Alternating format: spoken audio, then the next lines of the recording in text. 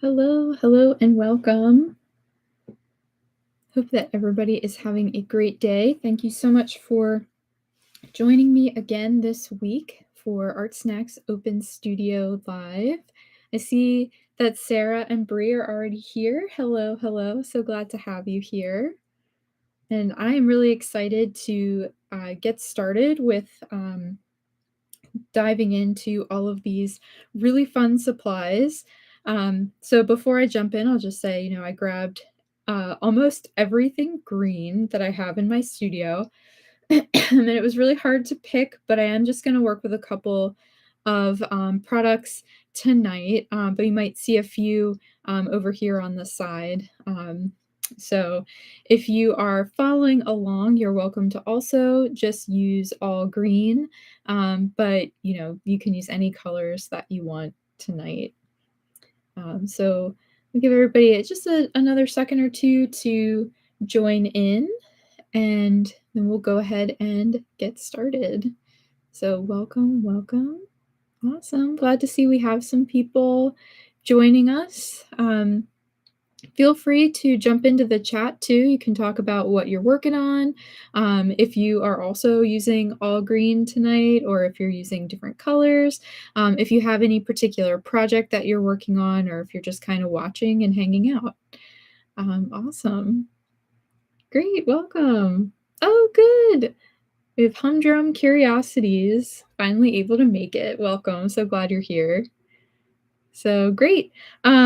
So let me talk a little bit about what I'm going to be working with tonight. But actually, before I do that, I'll just have a couple of my usual announcements. So the first one is a online community of art snackers and artists and art enthusiasts. It's a really great place to be able to share your works in progress, ask questions about your artwork, and just be part of a really great community of artists. And the other thing that I think is really exciting about Mix, other than the community itself, is that there are also special announcements about ArtSnacks.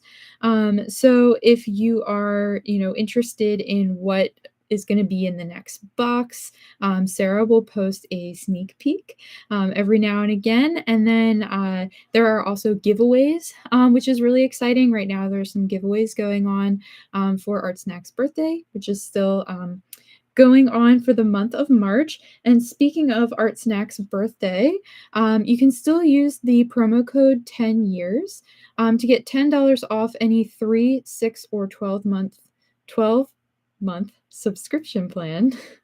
And that also includes quarterly plans. So if you are interested in subscribing to watercolor snacks or art journal snacks, if you want to try out the plus box, or even just start out with the regular ArtSnacks monthly box, you can use this promo code to get started. So I think that's pretty exciting, and that is going on for the rest of March. So it ends on the 31st. So you still have some time, but if you sign up, then you can get your next box. And I saw on Mix, but also in my email, that there's an exciting new product in the April box, that there is going to be oil pastels, and that is pretty exciting because I have over here my chalk pastels that I've gotten in a box before, but there's going to be oil pastels, and that's going to be really fun. If you've never used oil pastels before, they're pretty fun and to play around with. They're a little bit like some of the art crayons that I've used or that have been featured in the boxes before. If you hung out with me last week when I used those really fun wax pencils, they have a little bit of a similar feel, but they're more oily. So that is very exciting. So I'm just getting some things out of the way here, and then I'll talk about what I set aside to work with. So I grabbed a couple of extra things just to have. I have a black gel pen and a pencil. These are also things that I've gotten in ArtSnacks boxes in the past.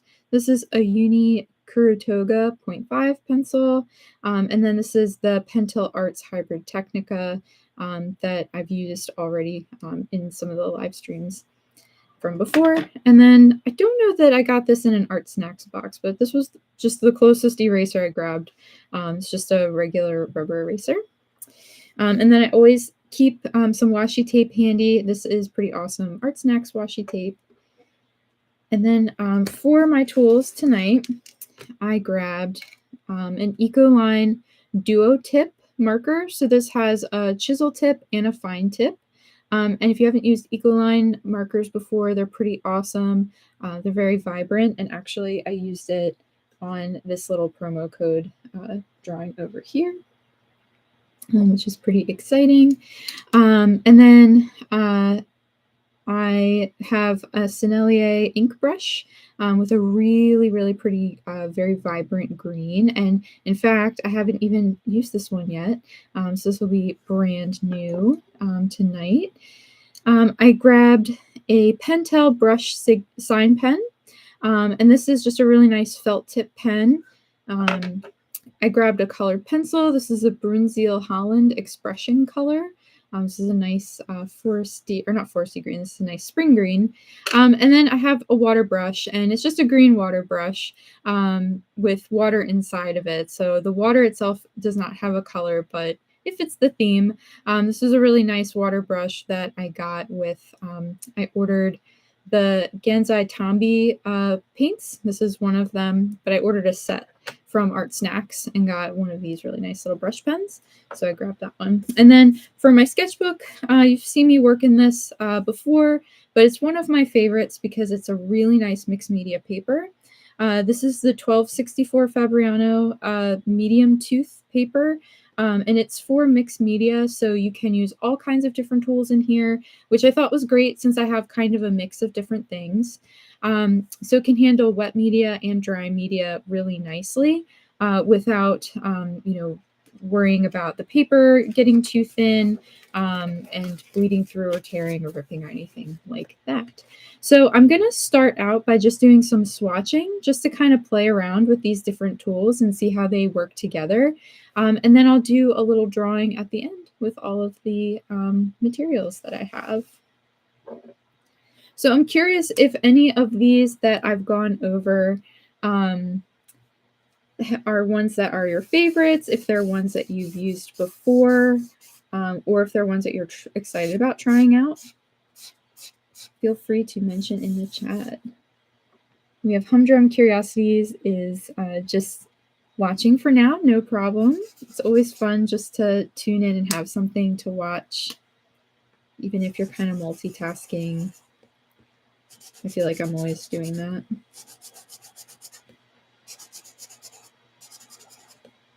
This is a really nice light spring green, but what I like about it is right here where you can see it almost has like a watercolor type effect, which is really fun.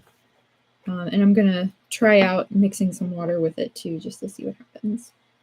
So whenever you get a brand new brush pen, I always try to figure out how to get the lid off.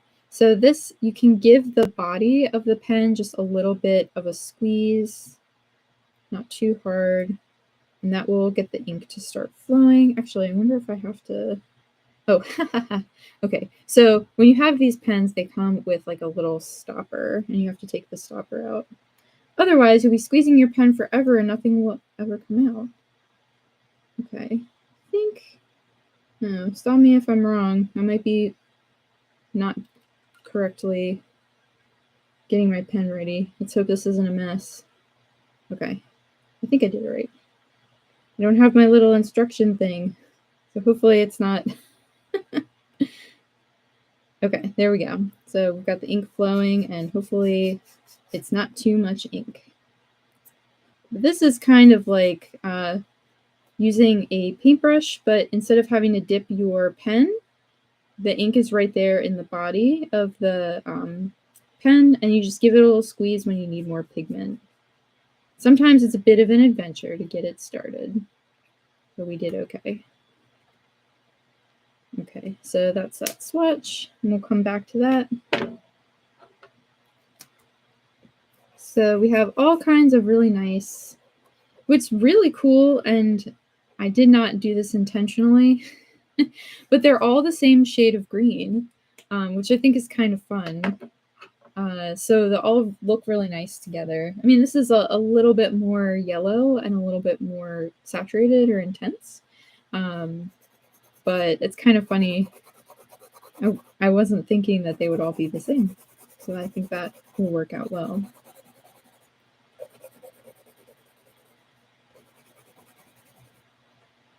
So just like with any other tool, the cool thing too is, you can apply the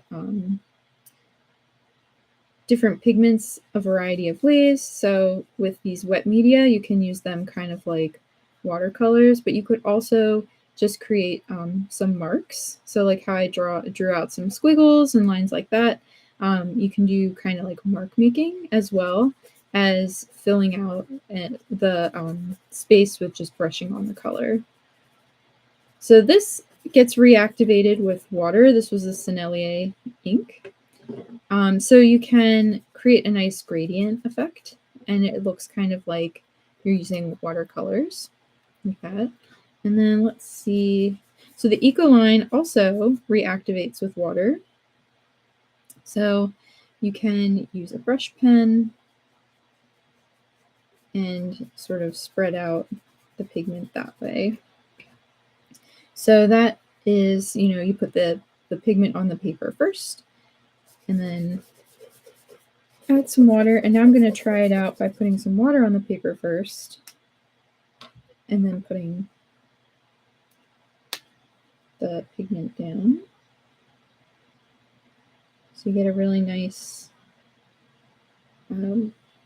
sort of bleed from the water on the paper, but you still have kind of a controlled line, which is nice.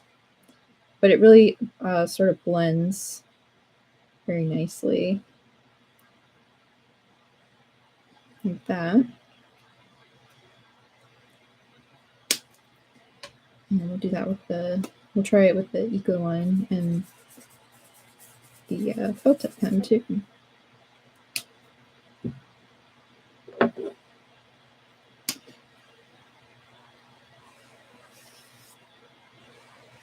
So it's kind of a similar effect. I mean, I feel like that's kind of the general effect, that if you're working on paper that's wet, it's always going to kind of, because the paper has been softened and there's moisture, it's going to spread more of the ink a little bit. So you always get that kind of nice feathery look. Let me hold it up a little closer so you can see it a little more clearly.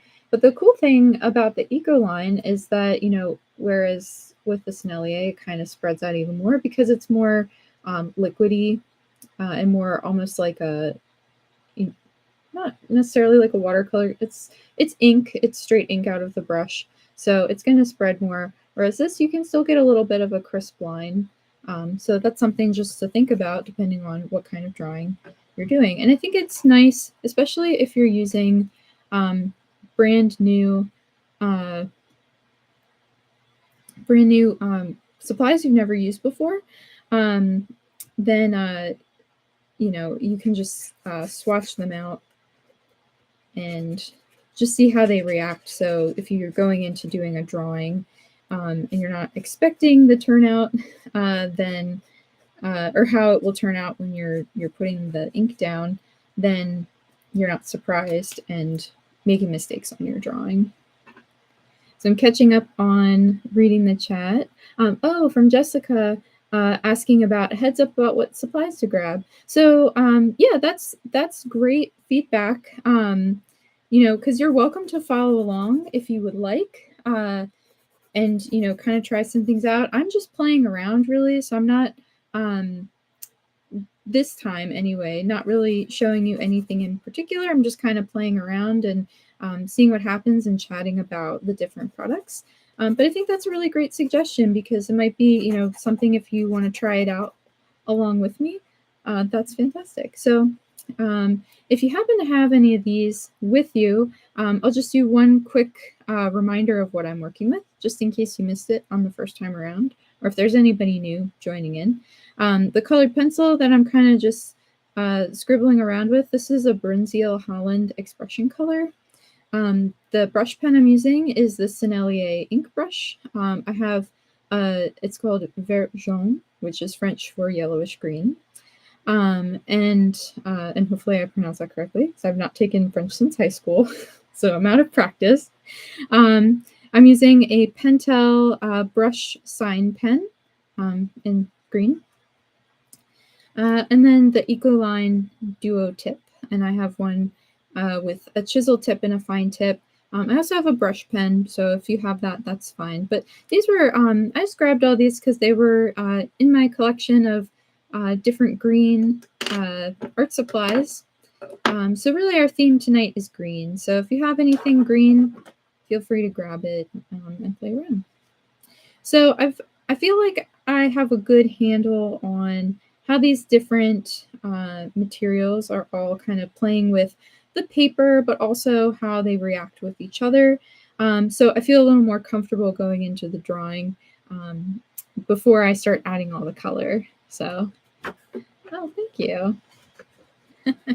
Yeah, still I need to get back into practice with my French. I'm very out of practice, but I appreciate the encouragement. Thank you, Rodney. So I was trying to think about what I wanted to draw, and I didn't really want to have too much of a plan.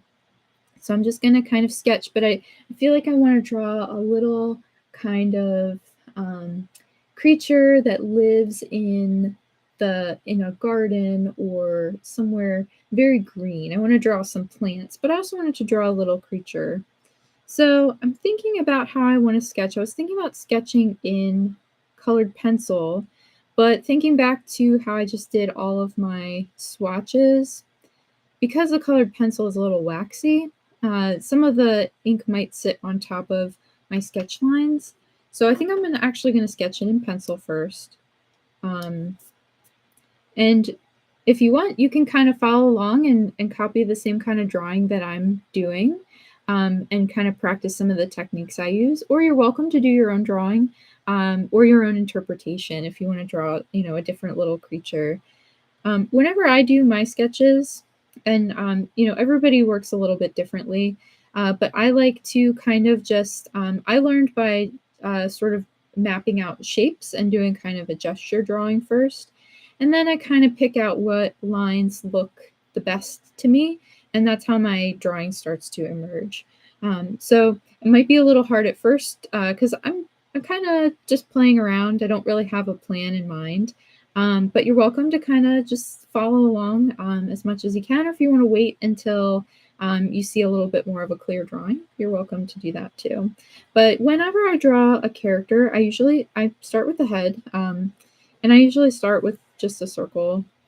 And sorry, it's a little light because I sketch lightly so that if I want to go in and erase something later, I don't have to erase super hard.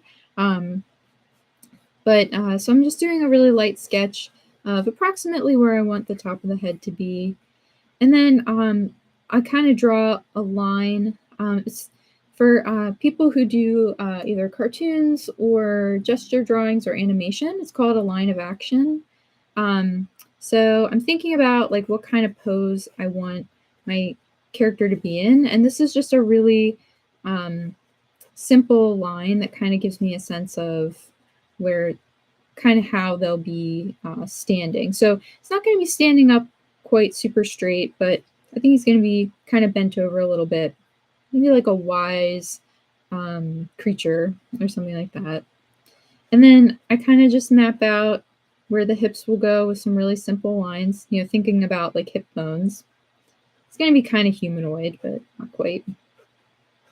And then I just start to sketch out, maybe his legs. And actually, erase that. So I think I'm starting to think that it's going to be like a little tiny wizard as I do the sketching. So I think he's going to have kind of bent legs. And then I do the same thing with the shoulders, just a line and some little like spots where the joints will be. So I think about, I break it up into like upper arm, forearm, and where I draw the joints kind of helps me decide where some of the other things will be. So I just do really, simple little sketches, and now I'm just kind of adding in some scribbles because this is where later on I'll add in more details for plants. I think I'm gonna, since I have some pressed clover, this is clover I picked out of my yard and then, you know, put in a book for a couple of months. I kind of forgot about it, and then I found it not that long ago. I was like, oh, there it is. That's what I did with that clover. I'm gonna make the head a little smaller.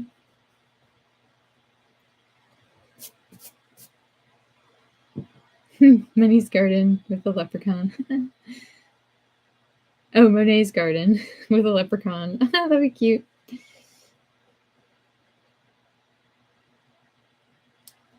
I'm just reading through some of the comments. They're great. I was having some fun watching some episodes of Bob Ross, and I always really liked watching those when I was a kid. But I hadn't really watched them recently, even though they've gotten really popular, you know, in the last several years. It was really fun because, you know, I do something very similar where I teach people how to draw. It's kind of fun just to listen to, you know, how he talks about the process of making artwork, and you know, how to break down the steps so that other people can also sort of follow along. I think this is going to end up being a garden gnome. I've always really liked garden gnomes. And they kind of come up in my artwork a lot just because I think they're very cute. I've always liked them, even when I was a kid and I would see garden gnomes in people's lawns. And for a while, when I was in college, people kept giving me garden gnomes for presents, which I have no complaints about. And so I still have several garden gnomes, and one of my favorites is a really big one that has a bobblehead, so its head wiggles around when you bump into it.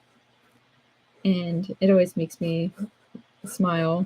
I put it in my actual garden, so I get to see it when I walk outside.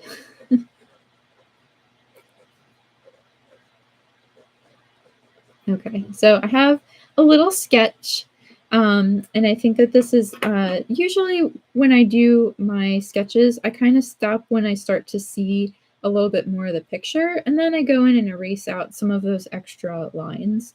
And you can just use any eraser. My other favorite kind of eraser are the gummy kind, you know, the really squishy kind that you can pull and stretch.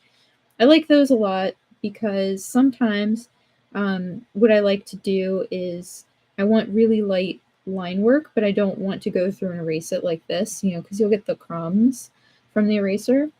So I like to use those because I can just kind of like pat it down and pick up some of the graphite. And it lightens up my lines without me having to smudge around too much. So that's another thing to try if you haven't tried it before. I think it's a really nice, useful tool. Oh yeah, the gnome collection. I'll have to share it. Maybe I'll post a picture on Mix. I have to gather them all together though. They're in various places. I have one, I have a bunch that I got. They're my holiday gnomes, so I bring them out during the holidays. And they're I think they're actually elves because they're making toys. But my mom gave them to me, and she's like, "Here's some little gnomes for you." So I was like, "Oh, thank you." So that's fun. And then my other gnome lives at my desk at work. He's my helpful gnome assistant.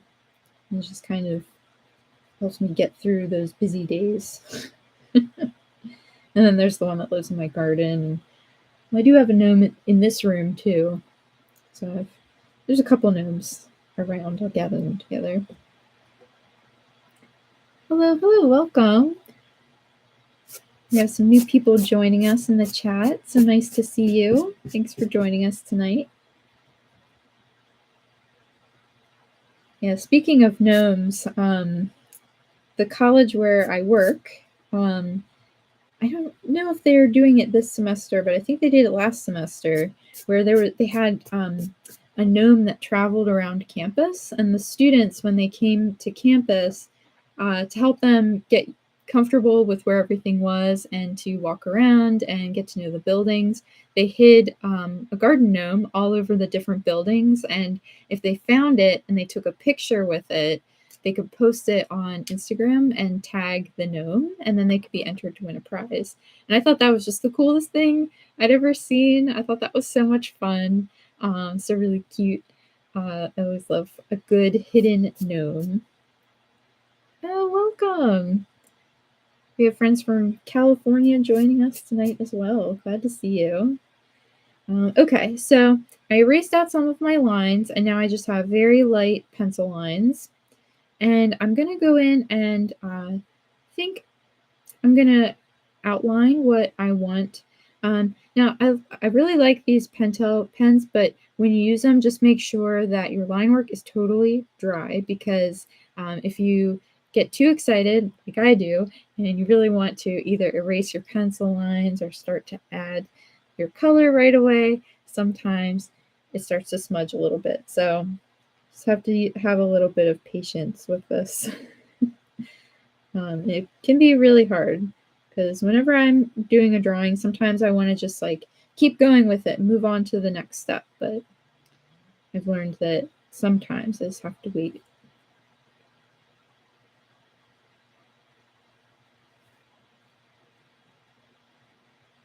I think this gnome is like sniffing all the flowers, and he's like, spring has arrived.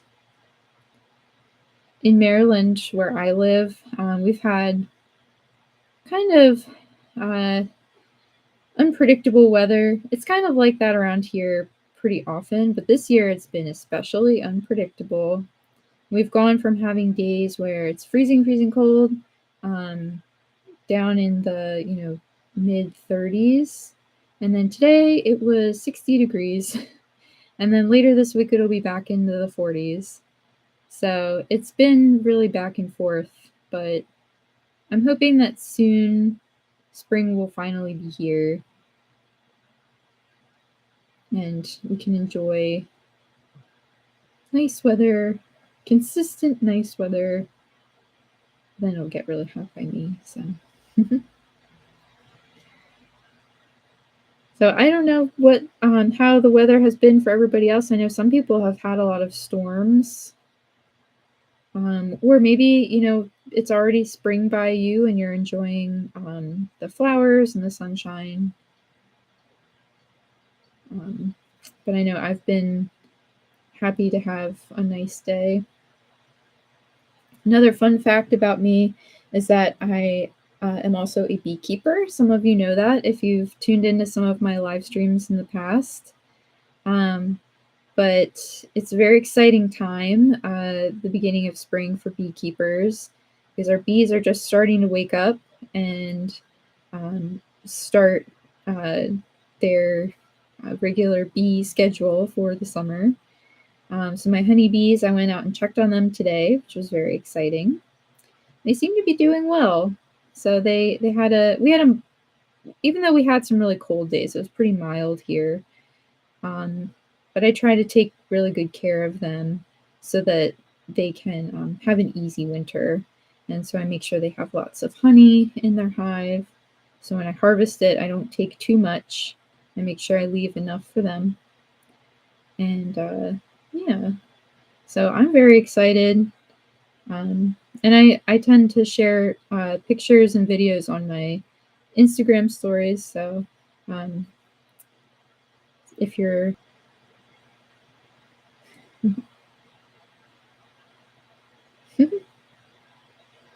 oh, nice and warm in Louisiana. Great. That's good. I'm glad that you're having nice weather. I always wanted to visit Louisiana. I always thought that seemed like a really nice, fun place to go. Maybe one day I'll make it over there.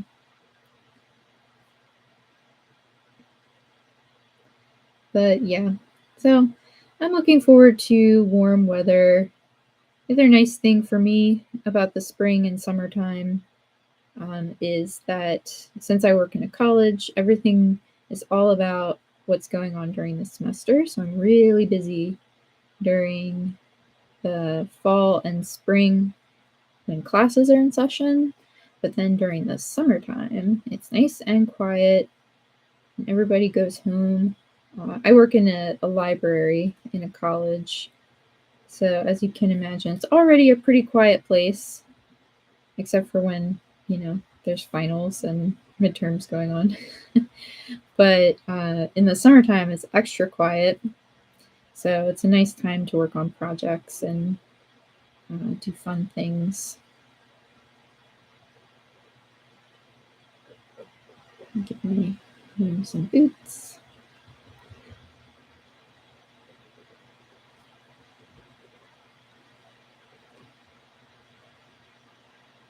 Oh, the summers are really hot in Louisiana, I bet. Yeah, but that can be nice if you're somebody who likes the heat.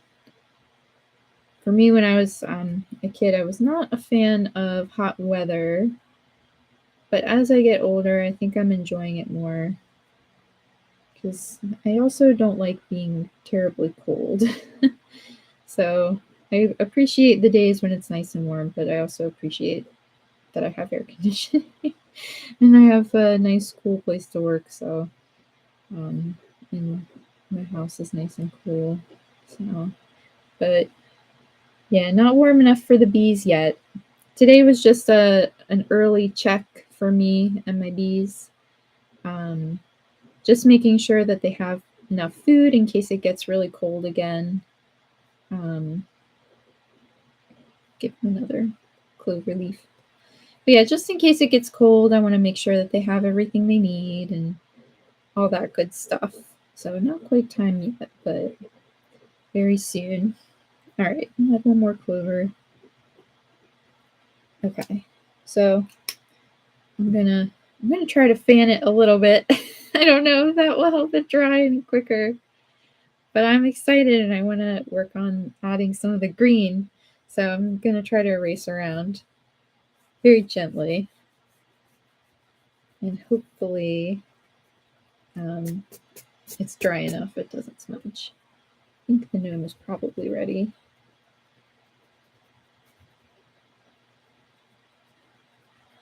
Okay, so far so good. Not having any smudges. But even if we do, it's okay. Oh no, what happened? Smudged just a tiny bit.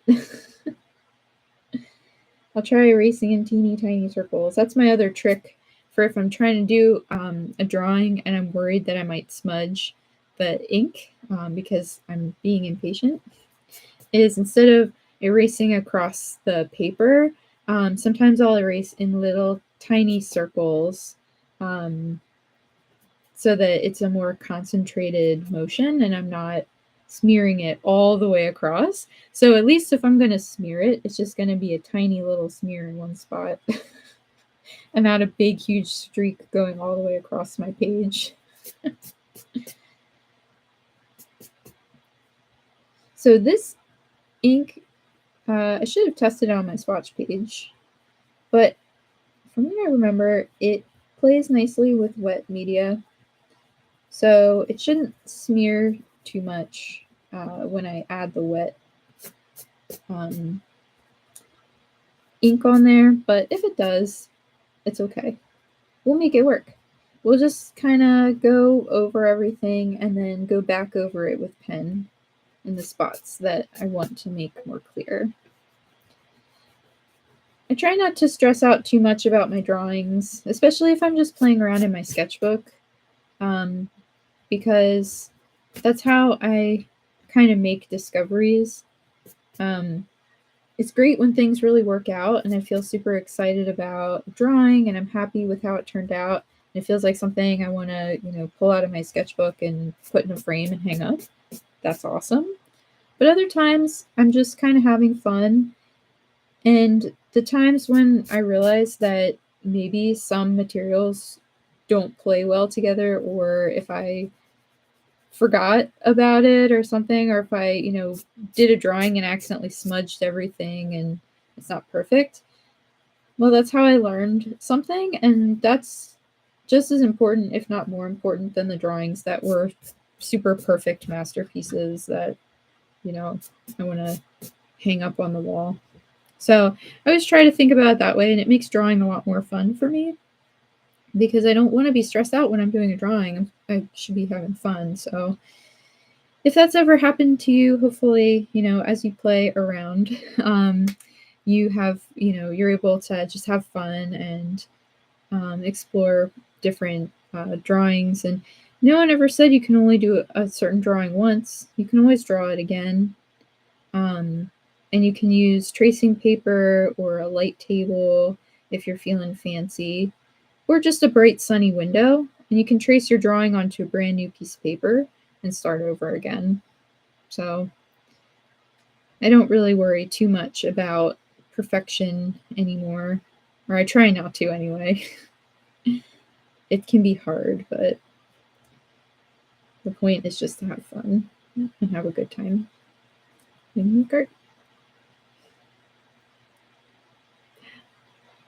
Oh, cool. Shirley was also a beekeeper. Very cool. Yes, it can be a very expensive hobby and or business. So yes, it's one of those things where I kind of have to save up a little bit and, you know, make thoughtful decisions when I buy stuff for my bees, because it can be very pricey. That is very true. Yeah, and you have to treat for what's called varroa mites. They're a pesky little bug that like to hang out on the backs of bees and ride around on them, and they can make them really sick if there's too many. So you have to treat the bees. It's just like putting flea medicine on your cats and dogs, kind of, except it's just a different way to do it. But, oh yeah, and a bumblebee family too. Yeah, I hope that your bumblebees come back. I really like bumblebees, and in Maryland we have carpenter bees, and I know they're not everyone's favorite when they drill into like the wood of their deck or you know, into their house, but they're pretty cool, and they're native to my state, so I think they're pretty cool because of that. Okay, so I added some of the Sennelier ink, and wow, what a pretty green. I love that it's kind of the, you know, the yellow and the green together. It makes just a really, it's so springy. Gosh, it's just making me so happy to see this color again. I feel like it's just been so gray and blah lately. It's, you know, I just love seeing all the little grass peeking out, and the little, even some of our daffodils started blooming already, so I love to see that.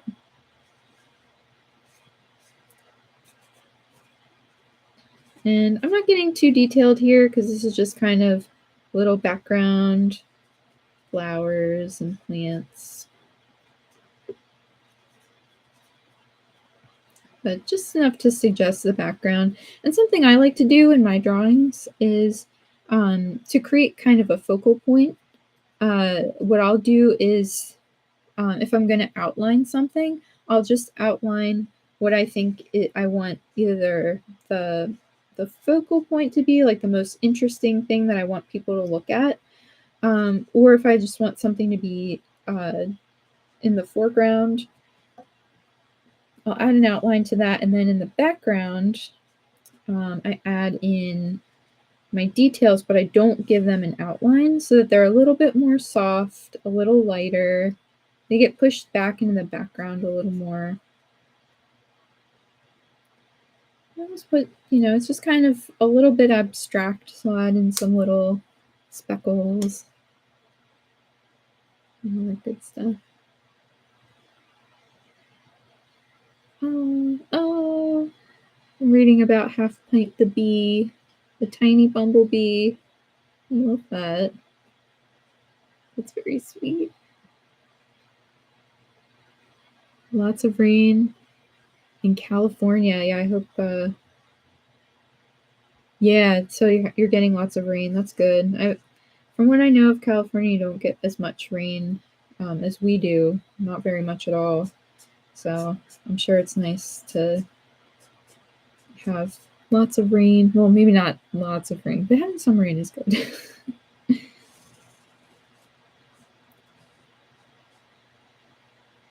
Carpenter bees. That's great.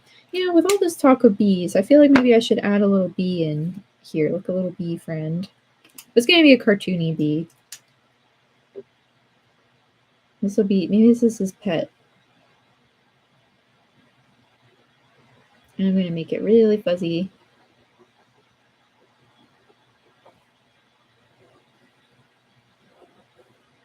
And it's going to be flying, so when I draw something in motion, I kind of add some like lines to make it look like it's flapping.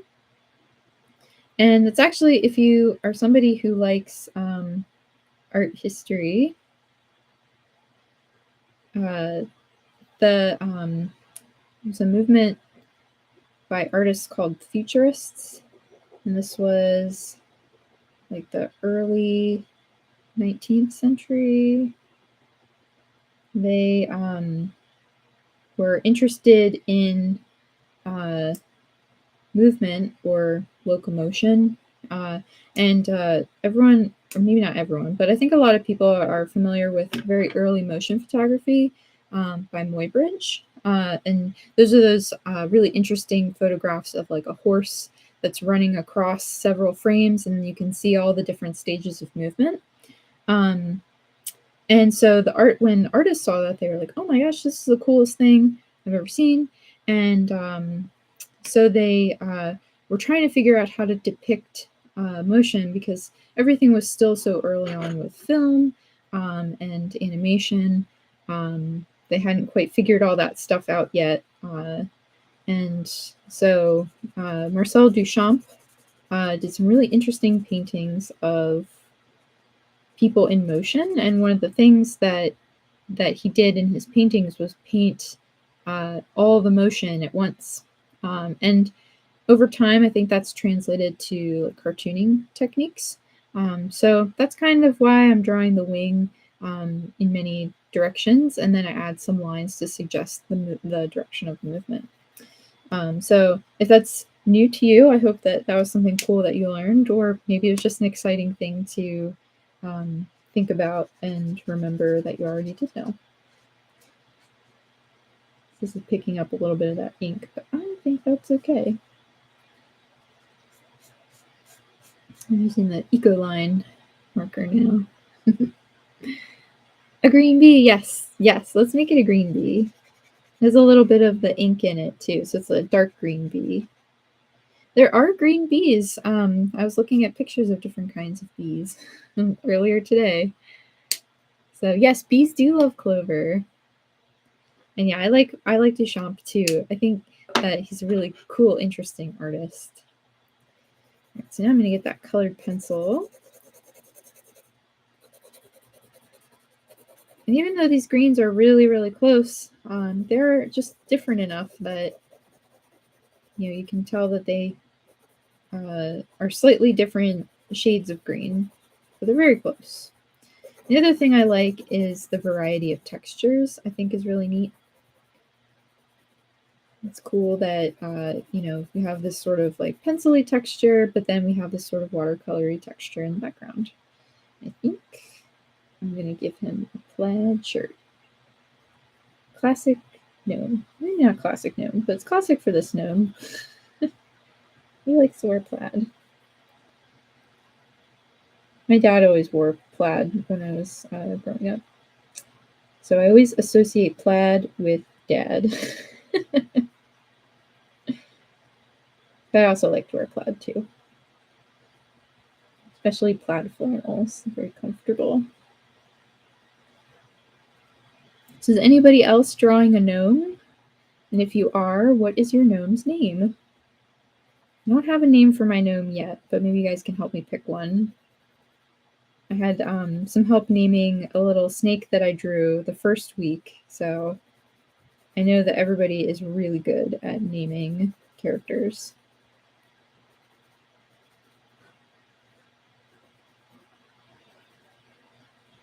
So So my little noob has this plaid shirt on, and I can use the Pentel pen.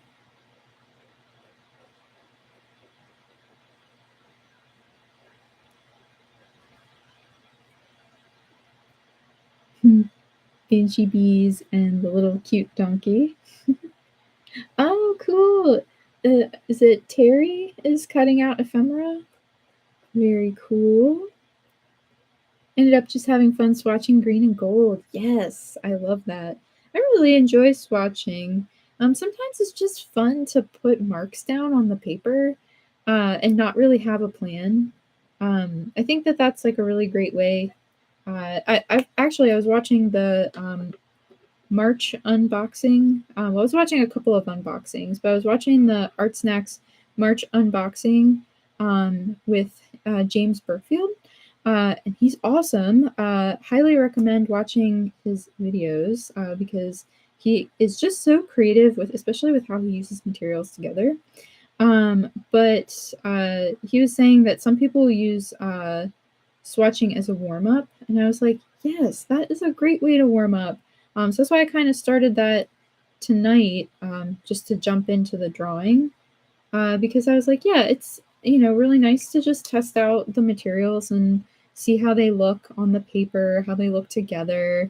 And sometimes, like, if you're feeling like you're having a hard time thinking of ideas, you're in kind of a creative slump, as they say, just the feeling of putting marks down on paper can be so helpful just to get you started and feeling creative. So I'm so excited that you're swatching. That's great.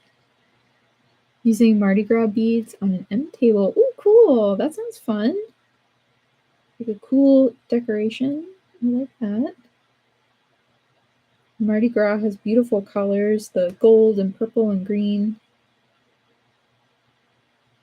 I always really liked that.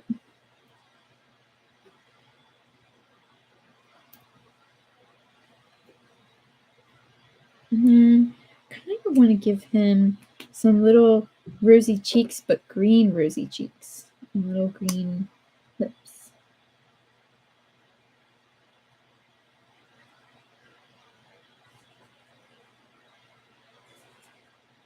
His green rosy cheeks. Okay. I'm gonna add just a little bit more detail. Just in the background. Some more plants.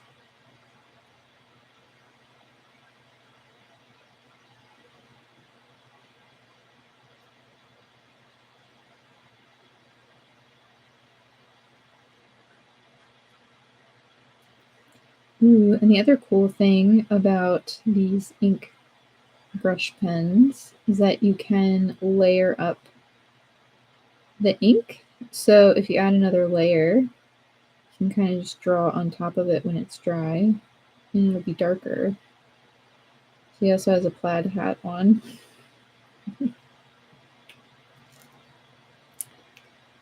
Hello, Lee. Welcome.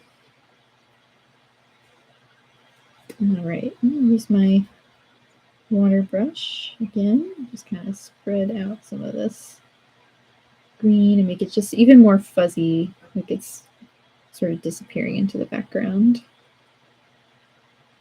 I think this gnome looks a little bit like my dad. I accidentally drew my dad. His birthday's coming up. Maybe it's just on my mind. My dad has a beard and a mustache. He's always had one since I was a little kid. So I think if my dad were a gnome, he would look like this and he would have a pet bee. Oh, that's a good question. So we have Lee and Sarah in the chat. I don't know if you're asking about the Sennelier ink brush, or if you're talking about the Eco line or any of the other materials, but I'm guessing you're asking if you can refill these pens. And I'm not sure. It looks like you can, but that might be a good question for Lee and Sarah. The ink brush, yeah. Okay, so Sarah says she's not sure if these pens are refillable. So that was a good question. But I'll take a look and see what I can find, and if I find out the answer, I'll try to mention it next week.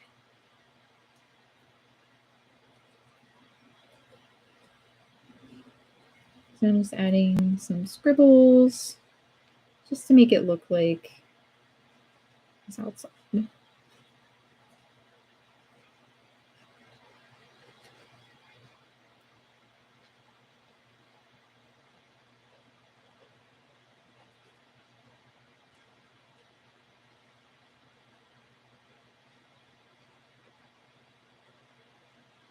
Okay, I'm going to add just a couple more little details. Like I'm going to add some texture into the beard.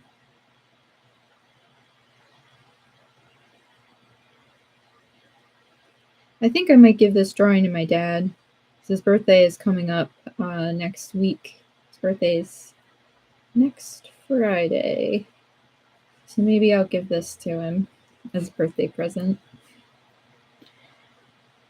I always give my mom and dad cards that I make for whatever occasion it is. But I think they still like getting handmade cards from me, especially now that they've seen me go to art school and do all the things with all the drawings. I've always made them cards, so they still get them. I'm not too famous for them, ha ha ha.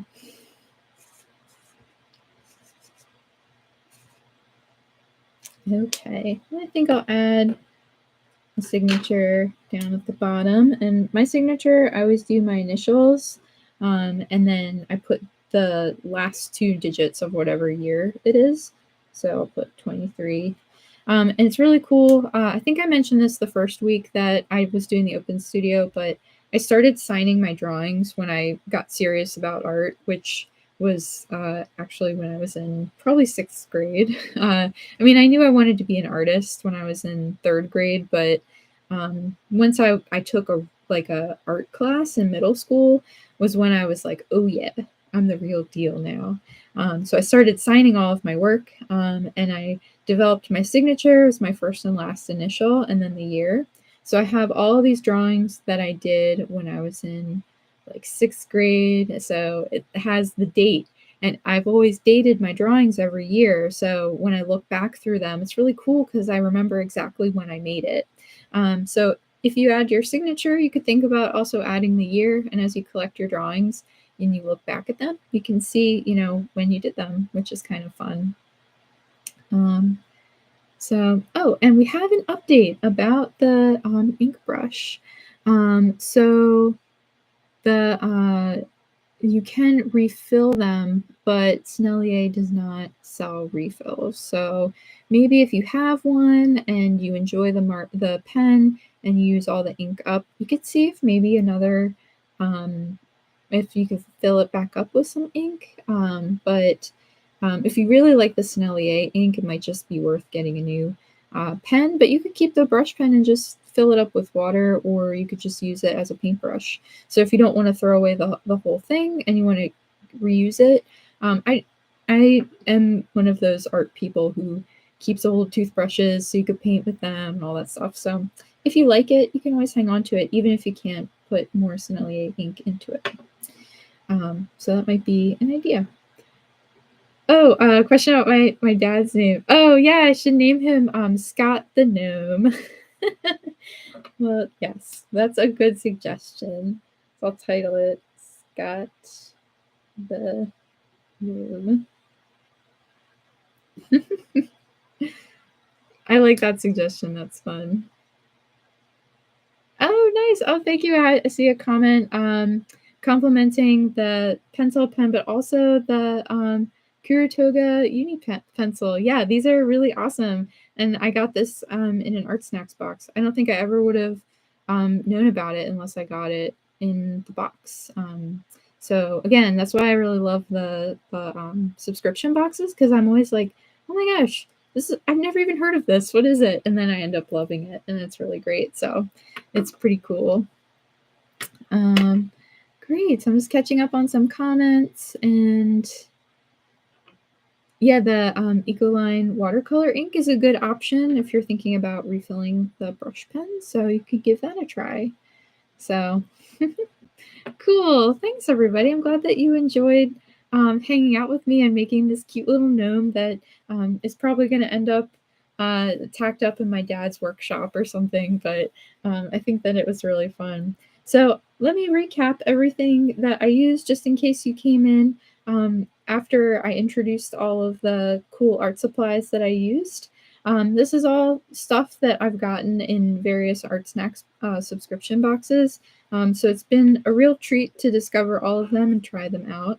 I don't know about you, but whenever I go into an art supply store, I'm both excited and overwhelmed because I want to try everything, but I don't really know like where to start or where like what to kind of gravitate to. So I end up kind of getting the same things over and over, which there's nothing wrong with, having an old favorite, but it's I don't know. I just think it's so cool that how the boxes are curated, that everything is designed to go together. So each month, you have something new to try out, but you have a nice little set.